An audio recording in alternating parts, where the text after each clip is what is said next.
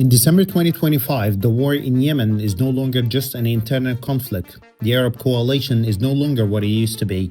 After 10 years of fighting side by side, serious cracks have appeared between Saudi Arabia and the Emirates. Two allies entered Yemen with one goal, but ended up with very different ambitions. A sudden airstrike, an unexpected military withdrawal, and quiet acquisitions whispered more than officially announced have raised a dangerous question in the region. Is what's happening in Yemen today just a temporary political disagreement or the beginning of the collapse of one of the Middle East's most powerful alliances? Since 2015, Saudi Arabia and the Emirates claimed they were fighting to restore legitimacy and prevent the collapse of an Arab state. But over time, Yemen turned from a battlefield into a struggle for influence. Saudi Arabia wanted a united Yemen to secure its borders. The Emirates focused on the south, ports, and strategic islands, a strong alliance in public but fragile behind the scenes. And now, with tensions rising, the question is no longer who will win in Yemen, but rather what happens when allies start competing on the same land, and what price will Yemen and the entire region have to pay. Yemen did not suddenly become a war zone, and it was never a stable country that collapsed overnight. Yemen was always standing on the edge. It was a poor country with strong tribes, weapons everywhere, and a political system that was barely breathing. Still, Yemen was moving forward in its own way until 2011 changed everything. In 2011, a revolution broke out. A president who had ruled for more than 30 years stepped down, and the country entered a transitional period. Many believed the worst was over and Yemen had survived its biggest test, but in reality, the worst was still ahead. In the political vacuum that followed, a new force began to rise: the Houthis. They were an armed group from the north who first presented themselves as a resistance movement. Very quickly, however, they turned into a real military power. They took control of Sana's, imposed a new reality on the country, and the Yemeni state stood by, unable to stop them. This when fear began to grow in neighboring countries, especially Saudi Arabia. For Riyadh, what was happening in Yemen was not just an internal crisis, it was a direct threat to its borders and a serious risk that nearby country could fall into the hands of a force seen as closely connected to Iran. At that moment, a decision was made. It wasn't an easy decision. It wasn't a simple one. In March 2015, Saudi Arabia announced the launch of a massive military operation. The declared goal was clear: to restore legitimacy and prevent the collapse of Yemen. Saudi Arabia did not enter the war alone. An Arab coalition was formed, and its core with the United Arab of Emirates. At that time, the image looked perfect to the outside world. Arabic countries united, one goal, one enemy, and one message sent to the entire region. What the cameras did not show was that each side viewed Yemen very differently. Saudi Arabia wanted a unified Yemen, weak but stable, a country that would not threaten its borders. The Emirates, on the other hand, saw something entirely different: ports, long coastlines, southern cities open to the sea, and strategic locations that control global trade routes. Both countries entered the same war, but they were not following the same map. As the first year passed, airstrike increased and destruction spread across the country. Yet the Houthis did not collapse. Instead, they adapted, and the war slowly turned from a quick military campaign into a long and exhausting conflict. As time went on, difficult questions began to surface. Why was the war taking so long? Who really controlled the land? And why did the south of Yemen feel so different from the north? This is where the story becomes critical, because this is exactly where the first seeds of disagreement were planted. While many believed in coalitions were strong and united, tensions were quietly growing beneath the surface. There were no official statements and no press conference. The disagreements were not spoken about publicly, but they were clearly visible on the ground. Yemen, as it always had been, became a large state where everyone was playing, but no one was asking how Yemen itself would ever leave the game. While Saudi Arabia was deeply focused on the north, airstrikes, border attacks, and constant pressure, the Emirates was building a completely different strategy. Quietly and without noise, Abu Dhabi shifted its attention away from Sana's land and the northern mountains. Its focus with the south, Aden, Hadramaut, Shabwa, and Yemen's long coastline along the sea. For the Emirates, Yemen was not just a battlefield, it was a strategic location. The Emirates began supporting local forces that were not part of the official army and not fully loyal to the internationally recognized government.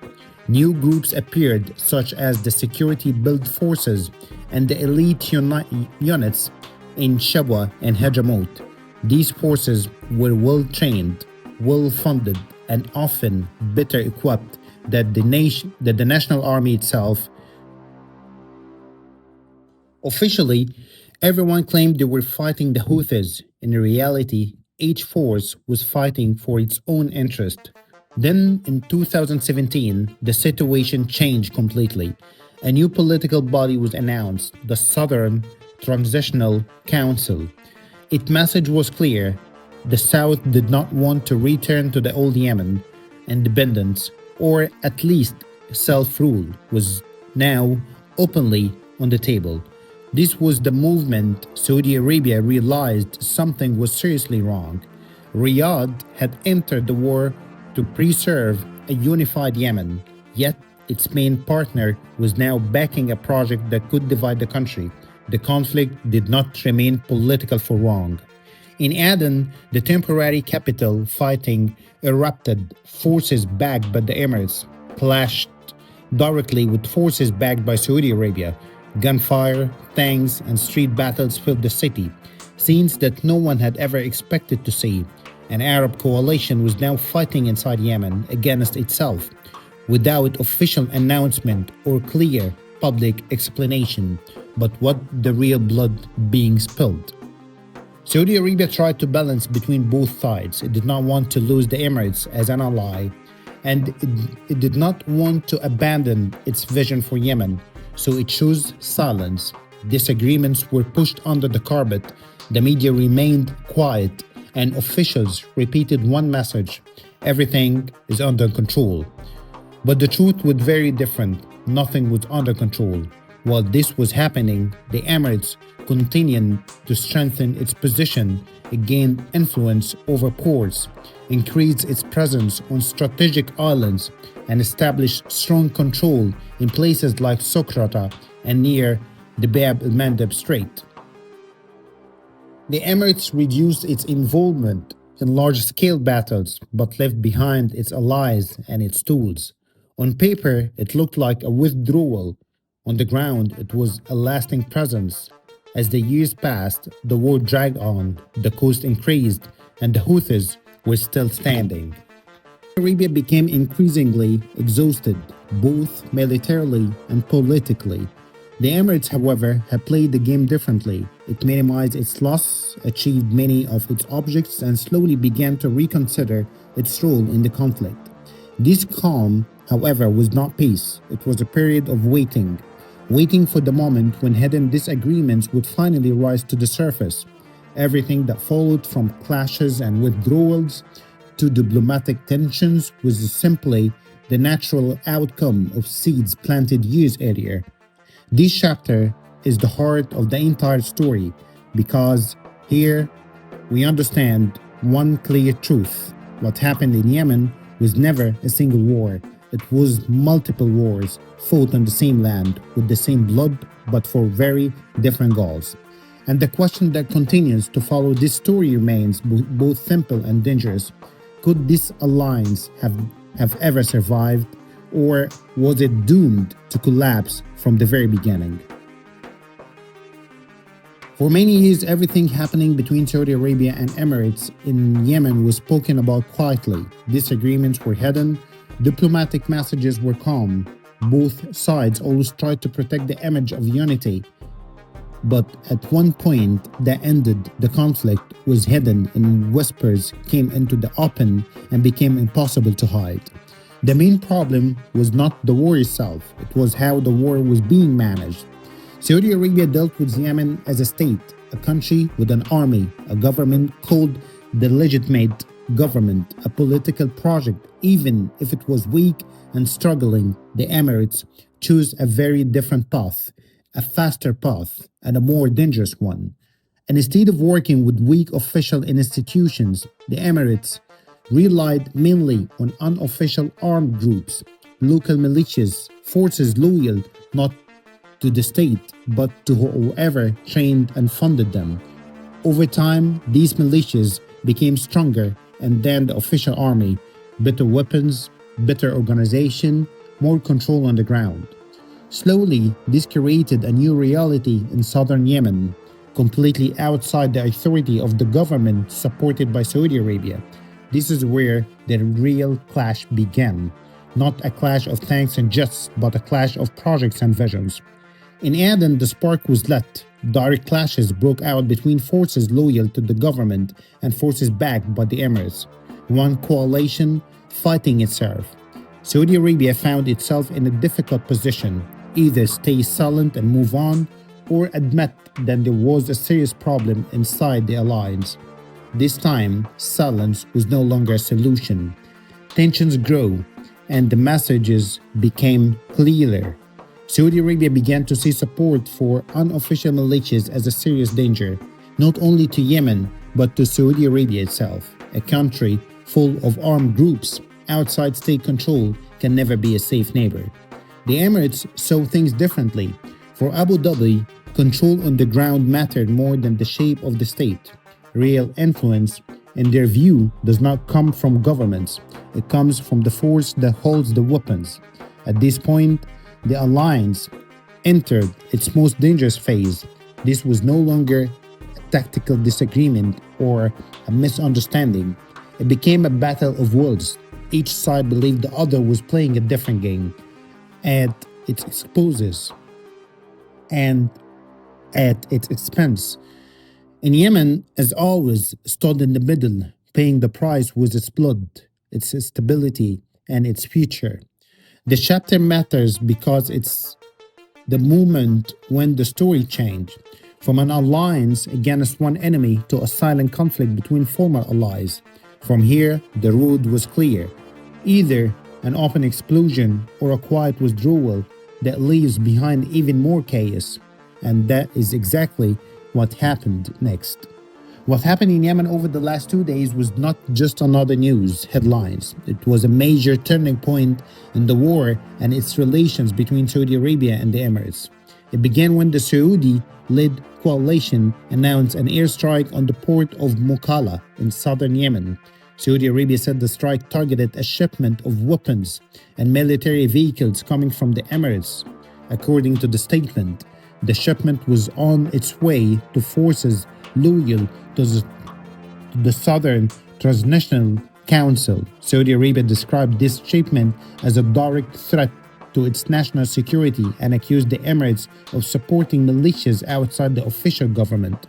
Saudi officials said the ships entered the port from the Emirates, especially from Fujairah, without authorization and without activating tracking systems.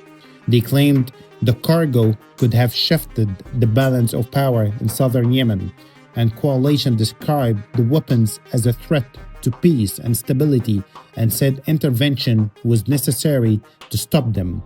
This was not a normal airstrike. It was the first time Saudi Arabia directly targeted a shipment linked to the Emirates inside Yemen. The impact was huge. The Emirates denied supplying weapons that threatened Saudi Arabia. It said the equipment was meant to support its own forces in Yemen and stressed its commitment to Saudi security and stability. But the situation escalated quickly. Shortly after the strike, the Yemeni government, backed by Saudi Arabia, ordered all the Emirates forces to leave the country within 24 hours. A state of emergency was declared. Air and sea ports were temporarily closed. It was a strong and clear warning to Abu Dhabi. Soon, the Emirates announced its full withdrawal from Yemen. It described the move as a voluntary and based on full assessment of the situation after recent tensions. The Emirates said the decision was made to protect its forces and maintain coordination with partners. This moment was critical. Saudi Arabia did not just criticize Emirates' rule, it carried out a public military strike against what it described as a support for non-state militias. From that point on, relations shifted from joint action against the Houthis to a real political and military confrontation on the same battlefield. On the Yemeni side, the situation became even more complicated. The Southern Transitional Council, closely linked to the Emirates and controlling large parts of the south, refused to withdraw. It held its ground. This added another layer of instability to the security situation. The key point of this chapter is clear. This was not just talk or political statements. It was direct military action. It led to the exit of a major country from a war that still needed every ally it had, and exposed how deep the conflict between the two former partners really was. After the Emirates' withdrawal, Yemen did not calm down. It became more complex. The Emirates left with its soldiers, but not with its influence. The militias it supported, especially in the south, remained in place, armed, organized, acting in a very independent way from the government. Saudi Arabia now faced a bigger challenge, not only the Houthis in the north, but a new reality in the south, armed groups outside state control, groups that did not necessarily follow the government Riyadh supported. Saudi Arabia tried to respond quickly with political support, diplomatic pressure, and efforts to recognize and reorganize security, but on the ground, the situation was far more difficult.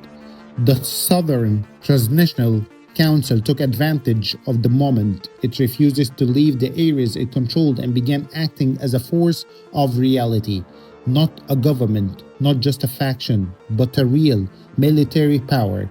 This changed the question completely. Was the problem the Emirates or the model it left behind? In the region, the message was clear.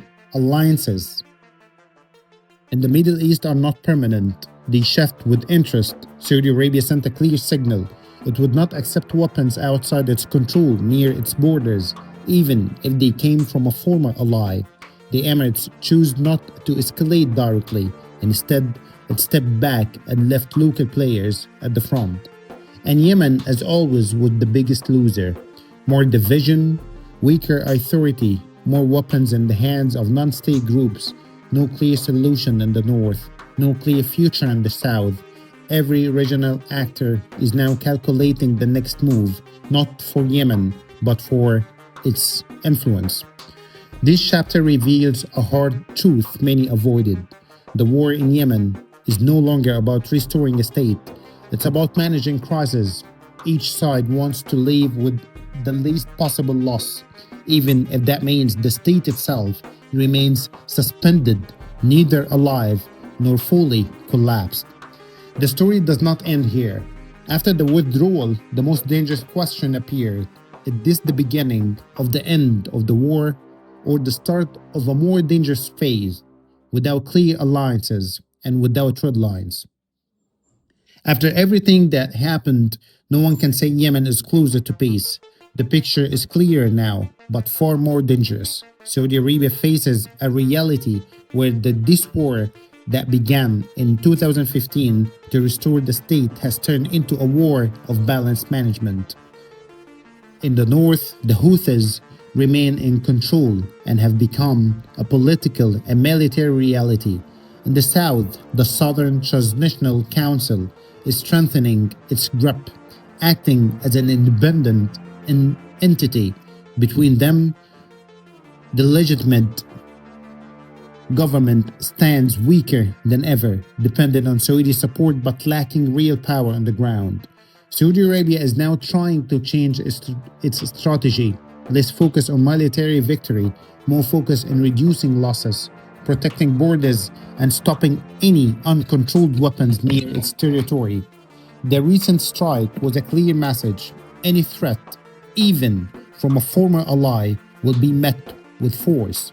The Emirates stepped back but left a deep impact, indirect influence, local allies, a reality that will not be easy to dismantle.